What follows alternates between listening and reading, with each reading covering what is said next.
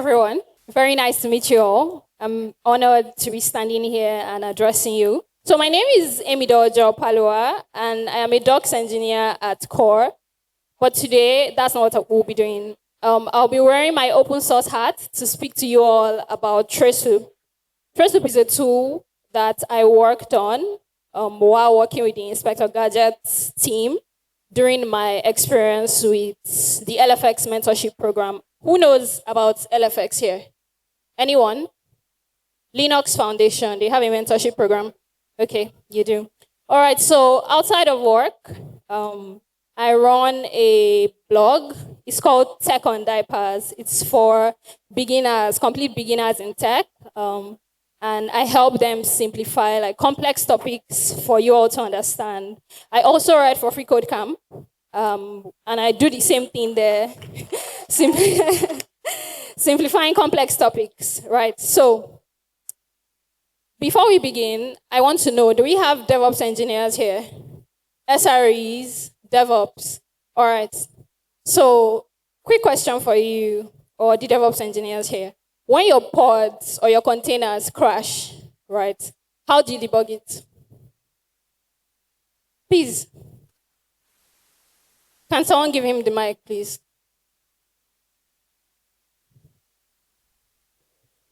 Hi, mic, please. Okay.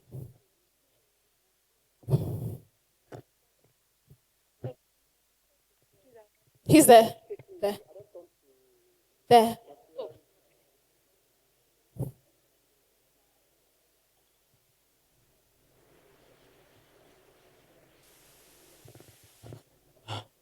Unfortunately, unlike a senior DevOps engineer like you, I would typically go, oh no, this pod is crashing.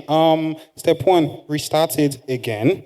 And then, when it crashes for like a third or fourth time and, Sentry is complaining in Slack and everything, I'm like, well, let me look at the logs. And then, I pipe everything to like this 1 MB file and I'm like, oh, where can I find the issue? Hey, ChatGPT, copy, paste. It's like, please find the problem. And the surprising thing is, it's 2025. A lot of the times that actually works. It's like, oh, something is not defined. Your YAML is trash. But then most of the time, I have to like escalate to somebody else. Okay, thank you very much for that. So how do you feel when you are debugging and you're not getting anything? You're restarting your pods, it's crashing, it just keeps annoying you. How do you feel? Frustrated, right? I feel like the person that invented YAML should have been shot. Exactly. You are exhausted. You are angry, right? You're just really tired, right? So sometimes when that happens to me, I just wish that, man, what if I had CCTV? What if I had a camera inside the pods that actually told me or could tell me, yes, okay, this is what happened. This is what caused your app to crash. Don't you guys think it would be amazing if there was something like that? Right? Exactly. So that's what this session is going to be about. We're going to be talking about like a CCTV, a hypothetical CCTV for your pods and your applications. So on the agenda for today, we'll discuss why debugging Kubernetes pods is hard. We would also be meeting Traceloop. It's a CCTV for your pods. We'll check out how it works under the hood. Then we'll debug a real crash. So for this session, it's not going to be, we're not going to do a live debugging session just because of time and also because of network, right? So I don't want anything shaky. So we'll just walk through it together. And then we'll discuss adding Traceloop to your workflow.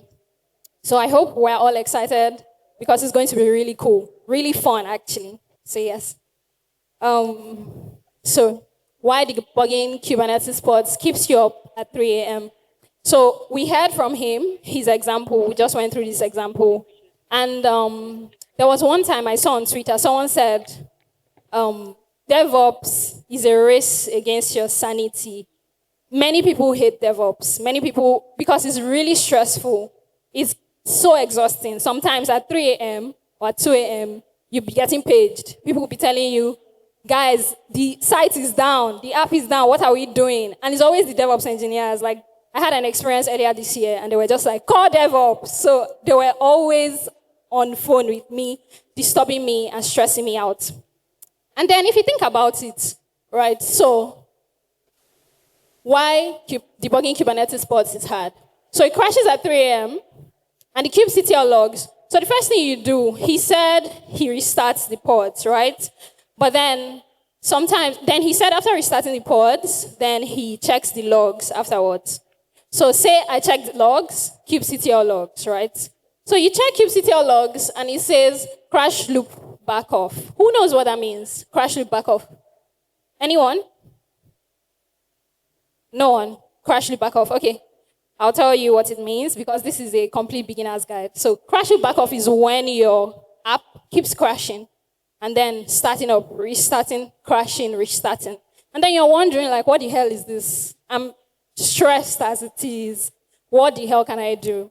Right? So that's literally what this is. So you also check out kubectl describe and it just gives you something generic, error. And you're like, okay, where's the error? How am I going to fix this thing now? Right? So when you guess, you don't even know what to do, and then you take it to ChatGPT, like he said, to just figure it out. So what if I tell you today that all of these things, all of these issues, is hidden the real reason why your app is crashing? You can find it in the system calls of your app. Who knows what system calls are, guys? System calls. Okay. It's your app's way of talking to your operating system. That's what a system call is. So the real reason is hidden inside your system calls. So every little thing your app does, say, yeah, I want to open this file. I want to write to this network. I want to connect to this service. It's literally your app telling Linux, hey Linux, do this for me. Open this for me. So that's literally what it is. And then when you have that experience, when you know that it's your system calls, when you know that it's something from there, maybe the network you wanted to connect to didn't connect, the system call is already there, has already said it. But you don't know it because the logs is just telling you error, right? So if you had the access to your system calls, at least debugging will be 10 times easier. Right? It will be so easy for you. You see that, oh, okay, this service could not connect because it was dead, and then you just go to restart it. That's literally what causes your pods to crash, the system calls. So yeah, so we're going to meet our solution today. So remember I said, I wish we had CCTV or a camera inside our pods that can just help us. That will just tell us, oh yeah, this is it. It's in the system calls and your service is dead. That's why. So there's really something like that, and it's called Traceloop. Does anyone know this image? Anyone? Guys, you people are not cool. Exactly, yes, thank you very much, that person. This is actually, I've been nerding out about this. So this is Inspector Gadget. It's a cartoon, right? I think we watched it when we were really young, right? So Inspector Gadget right now, he has lots of gadgets. He's a cyborg police, if you remember. So he has lots of gadgets, and this is Traceloop right now. Is his debugging gadget, right? So Traceloop as a tool is a very nifty tool, right? So it has something called eBPF. eBPF is called Extended Berkeley Packet Filter. So that is a very convoluted topic on its own. Right? So we're not getting into that. But then, Traceloop records every system call in your application through with eBPF. And eBPF, look at it as a camera. Like it has hooks and probes. So when you deploy eBPF or when you deploy Traceloop, Traceloop has abstracted the whole convolutedness of eBPF. So when you deploy Traceloop into your application, make sure you deploy it before your app, even like before it crashes. So that's when you deploy Traceloop. So when you do that, Traceloop just opens up, right, with probes or hooks, and those things are, just think of them like tiny cameras that just embed itself into your app, right? And then it starts to watch, to see, and it waits for a crash to happen. So when that happens, it now rewinds. You can rewind it and you'll be like, Traceloop, tell me what happened. I need to show you everything. So it's very lightweight and it's safe for production. So one of the reasons why not a lot of people have built something like this is because there was nothing like eBPF a very long time ago. So nobody knew how to also like work on it to make it.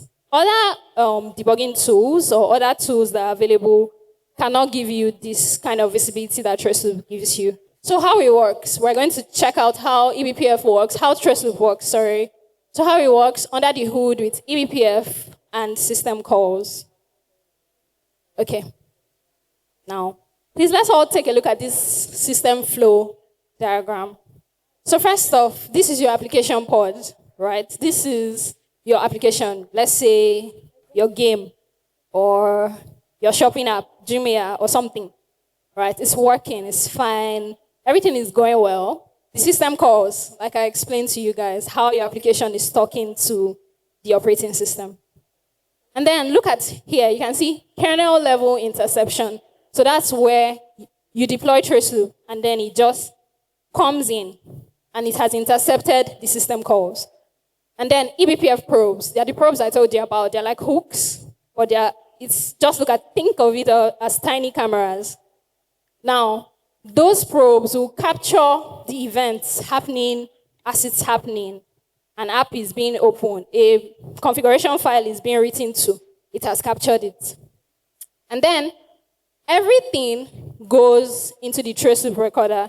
So this recorder, right, it helps you buffer, filter, because first of all, these system calls are actually gibberish. We can't understand it as human beings. It's literally how the app is talking to the computer. You can't understand it. So that's why we need the Traceloop recorder to record, then filter, and then put it to the output, send it to the output stream, and then that's you using Traceloop.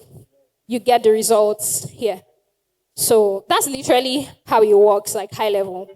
Okay, so first of all, guys, before we go to the demo, I need to ask, how cool is this? Guys, how cool? How cool is Traceloop? Like what I literally just told you now. Or are we trying to say that you didn't understand what I said? Like the high level information? Did we understand it? Do we think it's cool? I don't think people think it's as cool as I think it's as cool. Is it cool? All right then, okay. So let's go ahead. So we're going to debug right now. We're going to just check out something really nifty. And you see how Traceloop works in action. So now, look at this code. This is a very simple Python code. It's nothing big, nothing too big. Let's look at it together. Please, let me know if you can all see it. Can you see it properly? All right, so the app prints app starting. So it has started, right? And then it sleeps for just 3 seconds, just quickly. And then it prints loading configuration. And then we're loading configuration to these paths. It's going to try these 3 locations, right? And then if you look at the code, if you read the code, you see this except pass place, it puts silently fails, right? And then the error message that it's going to give you, this has been made to fail. This particular code is made to fail. So it's not like it was something working well and then it failed, no. So it's going to give a generic message. No details at all, just failed to write a configuration. This is literally what you get if you do like a kubectl log, for example. So look here. Here, for kubectl logs, look to the left. You check your app. It has crashed. The app we just checked out crashed, right? Because it was deliberate. Then you check it. So kubectl logs, it will do app starting, loading configuration, and then it will put failed to write configuration. That's what it gives you. Now, what files did he write? What files did he try? We don't know. How many attempts? We don't know. What exact system call? No idea. It's just so frustrating, like he said, kubectl logs. Now, here's Traceloop, right? So you deploy it, right? These are the commands, actually, to deploy it. So you do kubectl gadget to run Traceloop. So you run it, and the thing is, you deploy Traceloop before the crash. Like before it, so it can help you record so you can see like the process, what happened. So now look at the red circle there. When you deploy Traceloop and then you ask Traceloop to show you the crash app, you can see Kate's pod name, you can see syscall, you can see parameters. So the first time that he tried, so he tried it 3 times. As you can see, there are 3 open ads there. He tried it 3 times. That the exact parts got tried, right? And then he gave a return value. The RET there that you see is -13, and that -13 means permission denied. So he gave permission denied, and that was the crash. That was the crash app moment. The last one, the exit group, the error code one. That's when the app crashed. So can you see that? He gave like a deep dive into what exactly happened. Do we see? Now, please look at it. This one is just guessing. You're just guessing here. Now, this one, you know what's happening. Guys, please tell me right now. Isn't this cool? Isn't this such an amazing app? Okay. So, now let's move on to the next. So why Traceloop changes the debugging game? I know we've seen it in action. It was really quick. But so we have the traditional and manual tools. We have kubectl logs. We have kubectl describe. Very annoying to use. Generic stuff. I know I'm dragging them, but they don't really give me the information I need, right? So, and, okay, so there's strace. Now, strace is kind of like Traceloop. It kind of gives you system call information as well. It's really nifty. But the thing about strace is that it's so heavy. It's so resource heavy. So Traceloop was made to be like strace, but better, lighter, safe to use in prod. So the problem with strace is that you can't use it in prod because it's heavy. It will slow your app down. It's just best to use it after the thing has crashed. And then you just deploy so you know what exactly happened. So as you can see on that, it says all reactive, debug after crash. So you use all these things after crash. And it's just really frustrating, honestly. Really frustrating. But look at Traceloop. It's always recording. When you deploy, before the crash, let's say your app starts and you just deploy it. So it's always checking things out for you. It will capture your system call like you saw in the demo. And then you can rewind after there was a